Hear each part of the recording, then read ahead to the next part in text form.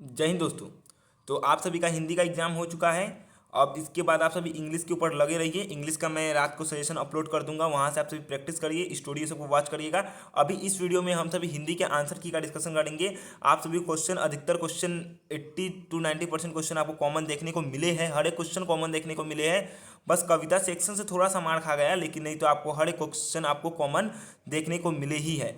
तो चलिए हम लोग पहले इसके आंसर की का डिस्कशन कर लेते हैं। एमसीक्यू का कौन कौन सा सही आंसर है, नहीं है, आप सभी चेक कर लीजिए कि आपका कितना सही है, नहीं है। ठीक है, अगर कुछ गलत होता है तो उतना नर्वस मत होइएगा। इंग्लिश नेक्स्ट एग्जाम के लिए तैयारी करिए। डायरेक्ट हम लोग आंसर के ऊपर आते हैं। हाँ, तो देखिए आपका जो पहला क्वेश्चन क्या है, आपका पहला क्वेश्चन क्या है यहाँ पे कि किस मुनि को कुटज भी कहा जाता है। तो इसका सही आंसर क्या होगा, अगस्त्य मुनि को क्या कहा जाता है, कुटज, बुक के अकॉर्डिंग। हाँ, फिर दूसरा क्वेश्चन आपका क्या है, निस्संदेह मुझे पराजित होना पड़ा। मुझे किसके लिए व्यक्त किया गया है, तो लेखक के लिए। किसके लिए है, लेखक के लिए। ठीक है, नेक्स्ट देखते हैं तीसरा क्वेश्चन। तीसरा क्वेश्चन आपका क्या है, तीसरा क्वेश्चन आपका है निज अवस्था में संतुष्ट रहना और उसी के अनुसार चलना बुद्धिमानियों का काम है। यह किसकी धारणा है, तो याद करिए मैं आपको भाई बहन एक्सप्लेन किया था। तो ये किसकी धारणा है बोलिए, तो सुंदरदेव की है। किसकी है, सुंदरदेव की। निज अवस्था में संतुष्ट रहना और उसी के अनुसार चलना बुद्धिमानियों का काम है। एक मिनट, हाँ, चलिए देखते हैं। तो इतना आपको समझ में आया। फिर क्या है, मुझ पर वज्रपात हो गया, यह कथन किसको इंगित करता है। किसको, मुझ पर वज्रपात हो गया मतलब इससे आप ये किस किस पर वज्रपात हुआ, मुक्तिबोध पर। समझ गए। नेक्स्ट ये देखिए क्वेश्चन क्या है, हिंदी की किस काव्य धारा ने आत्म पक्ष को प्रधान स्थान दिया और वस्तु पक्ष को गौण रखा है। इसका दो आंसर हो सकता है। हम मुझे जहाँ तक लगता है शायद नई कविता होना चाहिए, अगर बुक के अकॉर्डिंग देखा जाए तो। आप सभी का कलाकार की व्यक्तिगत ईमानदारी में ये जिक्र किया गया है, लेकिन इसका आंसर छायावाद भी हो सकता है। मैं इसके ऊपर कंफर्म नहीं हूँ। ठीक है, तो आप सभी थोड़ा सा देख लीजिएगा, वेट कर लीजिएगा। ठीक है, ये क्वेश्चन के ऊपर मैं आंसर एकदम कंफर्म श्योर नहीं हूँ। नेक्स्ट देखते हैं। हाँ, बाजार बांसा किस शहर का एक उजरा हुआ बाजार है। इसका आंसर आप सभी मुझे कमेंट में बताइए। बहुत ही इजी, इसलिए मैं बोल रहा हूँ आप कमेंट में बताइए। ठीक है, अगर नहीं होगा तो आप मुझे से पूछ लेगा, मैं ही बता दूंगा कमेंट में आपको। फिर नेक्स्ट क्वेश्चन देखते हैं क्या है। नेक्स्ट आपका क्या है, सखा सोच त्याग बल मोड़े किसने किससे कहा। तो ये सखा सोच त्यागहु बल मोड़े यानी राम जी सुग्रीव से कहते। किससे कहते हैं, राम जी सुग्रीव से, ये वाला कहते। इसका आंसर करेक्ट आंसर डी होगा। ठीक है, ये कबीरदास जी से आपका क्वेश्चन दिया है, बूंद समानी समुद्र में, यहाँ बूंद किसका प्रतीक है। तो यहाँ पे बूंद आत्मा का प्रतीक है। किसका है, आत्मा। यहाँ सल्यूट ठीक है, तो ये सही नहीं है, ये कि कोई बच्चा का है तो उससे मैं क्वेश्चन लिया था, ये गलत किया है। ठीक है, इसका क्या होगा, आत्मा होगा। क्या होगा, आत्मा होगा। इतना आपको समझ में आया। नेक्स्ट, संध्या सुंदरी की अधर कैसी है। तो संध्या सुंदरी की अधर कैसी है, मधुर। कैसी है, मधुर। जोर से डंक मारती है कौन, घड़ी। बड़ी बड़ी घर सुइयों वाली घड़ियाँ जोर डंक मारती है, बड़ी बड़ी सुइयों वाली घड़ियाँ। याद करें समय के ढेर पर। ठीक है, नेक्स्ट, साय में धूप किसकी रचना है। तो ये दुष्यंत कुमार जी की है। ठीक है, आगे देखते हैं। कवि क्रांति की आग कहाँ जलती हुई देखना चाहते हैं। तो ये मत सोचिएगा कि इसका आंसर सीने में होगा, इसका आंसर देश होगा। क्या होगा, देश। तेरे सीने में ना सही तो मेरे सीने में हो सही, कहीं भी आग लेकिन आग जलनी चाहिए। तो ये सीने का मतलब पता है। देखिए इसका आंसर सीना हो सकता है, लेकिन मुझे जहाँ तक लगता है इसका आंसर देश होगा, क्योंकि देखना चाहते हैं ना। डायरेक्ट बोला कवि, ये तो नहीं बोला है कि यहाँ पे कवि अगला लाइन क्या है, तेरे सीने में ना सही तो मेरे सीने, तो यहाँ पे देश होगा इसका आंसर। ठीक है, नेक्स्ट, हिंदी साहित्य से देखिए। हाँ, आपका क्या है, हिंदी का प्रथम समाचार पत्र कहाँ से प्रकाशित हुआ था। करवाया था आपको, कलकत्ता। नेक्स्ट, निराला की कौन सी कविता शोक गीत मानी जाती है। अगर आप मेरा क्या कहता है टिप्पणी वाला वीडियो देखे होंगे, टिप्पणी में आपको 3 करवाया था, रामधारी सिंह दिनकर, निराला जी और मैथिली शरण गुप्त। 2 कॉमन मिली है आपको। प्रगतिवाद छायावाद भी आपको कॉमन देखने को मिला ही है। तो इसका आंसर क्या होगा, सरोज स्मृति। क्या होगा, सरोज स्मृति। ठीक है, तुलसीदास जी नहीं होगा, इसका आंसर क्या होगा, सरोज स्मृति। नेक्स्ट, यात्री के नाम से किन्हें जाना जाता है। तो नागार्जुन जी को। किसको, किन्हें जाना जाता है, नागार्जुन जी।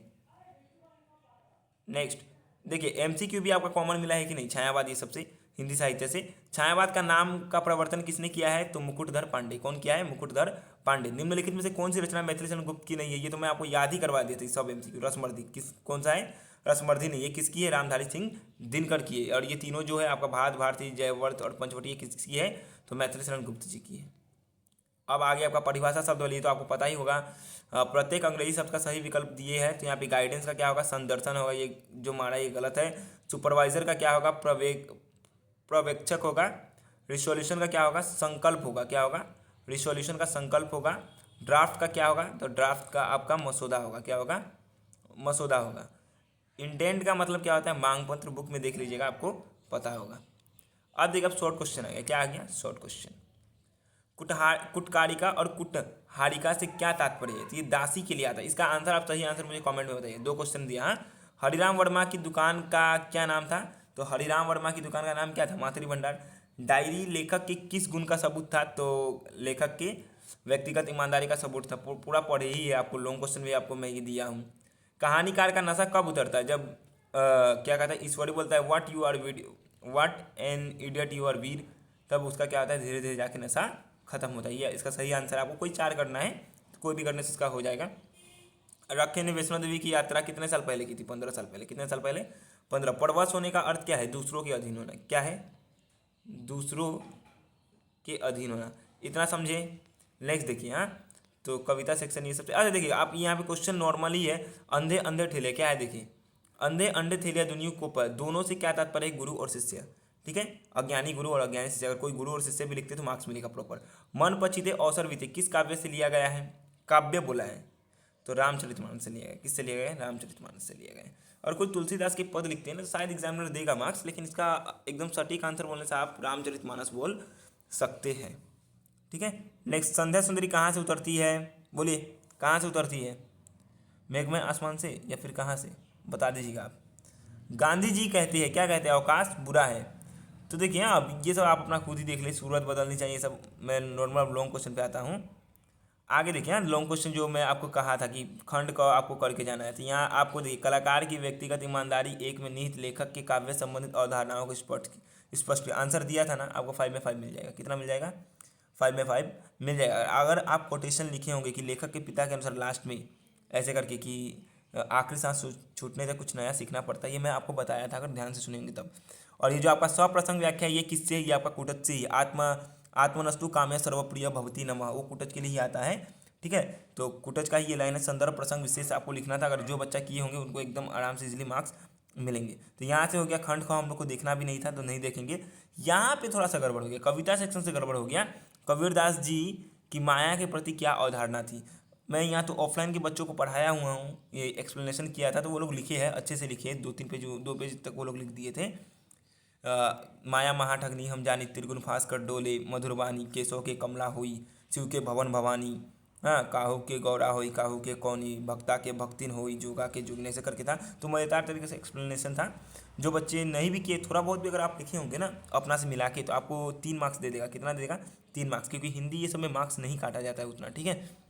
और ये देखिए, संदर्भ आलोचनात्मक व्याख्या, तो ये मैं आपको सिखाया था कि नहीं, सेवक सठ नृत्य कृपन कुनारी कपटी मित्र सुलम समचारी, ये अगर आप मेरा लॉन्ग क्वेश्चन करे होंगे तो उसी में से तो आपका फंस गया। संदर्भ आपको आता ही कैसे लिखना है। प्रस्तुत पंक्ति हमारे पाठ्य पुस्तक हिंदी पाठ संचयन में संकलित तुलसीदास की पद से लिया गया है, और इसके कवि स्वयं तुलसीदास जी, इतना लिखे ही होंगे आप लोग, और थोड़ा सा अच्छे से वीडियो वॉच किए होंगे तो। और क्या कहता है, प्रसंग में लिखे होंगे कि प्रस्तुत पंक्ति में 4 व्यक्ति के बारे में बताया गया। किसके बारे में, कंजूस राजा, बुरी स्त्री, कपटी मित्र, और एक खराब नौकर के बारे में बताया गया। यही है कपटी मित्र सुलम समचारी बोल के। और इसका व्याख्या तो मैं आपको करवाया था, अगर आप लोग लिखे होंगे तो आपको आराम से 4-5 तक आराम से एग्जामिनर दे देगा। अगर वैसे लिखे होंगे, संदर्भ प्रसंग और व्याख्या खुद से किए होंगे, तो आपको 4+ मार्क्स मिलेगा, ठीक है। नेक्स्ट, अब मैं खंड खा का तो बात करूंगा ही नहीं, क्योंकि खंड का मैं बोला ही नहीं था किसी को करने। अब आपका आता है अंतिम क्वेश्चन, किससे आता है आपका, निम्नलिखित में से किन्हीं 2 प्रश्नों के उत्तरों को लिखिए। तो इसमें आपको देखिए सब बताया था, छायावाद कॉमन, प्रगतिवाद कॉमन, द्विवेदी भी बोला था आप करके जाइए, तीनों कॉमन आपको मिला। फिर टिप्पणी का बात होता है, टिप्पणी भी तो आपको बताया था, कल ही 3 करवाया था, 2 कॉमन देखने को मिल गया, सूर्यकांत त्रिपाठी निराला और रामधारी सिंह दिनकर जी, समझ गए। अब फिर आपका क्या आता है, पत्र लेखन आता है। लीजिए, पत्र लेखन आ गया, भाई को पत्र लिखने का। जीवन में नैतिक मूल्य के महत्व को समझाते हुए छोटे भाई को पत्र लिखे। नैतिक मूल्य मतलब क्या, आप ही बोलिए। नैतिक मूल्य मतलब नैतिकता का बात, जैसे कुछ भी अच्छा, कोई भी कहानी होता है ना, जैसे कि अच्छाई का अंत में क्या होता है, जीत होता है, तो ये क्या है, एक नैतिक मूल्य है।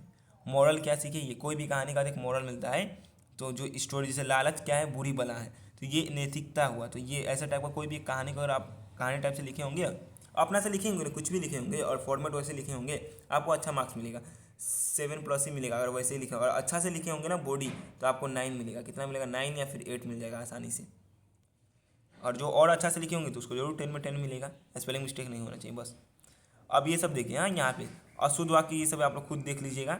हाँ, यहाँ पे संयुक्त वाक्य में ये कोमा को हटा के सिर्फ और लगाना था, और इसलिए तथा कुछ भी लगाने से हो जाता है। ये संधि विच्छेद ये सब है, तो आप सभी देख लीजिएगा। ये देखिए, ये मुहावरा तो मैं आपको जो करवाया था प्रीवियस ईयर, वहीं से आपको कॉमन देखने को मिला हुआ। जाल बिछाना, खून सोखना, सफ़ेद। तो जाल बिछाने का मतलब क्या है? षड्यंत्र रचना। खून सोखना एकदम, ये सब करवाया था, ठीक है।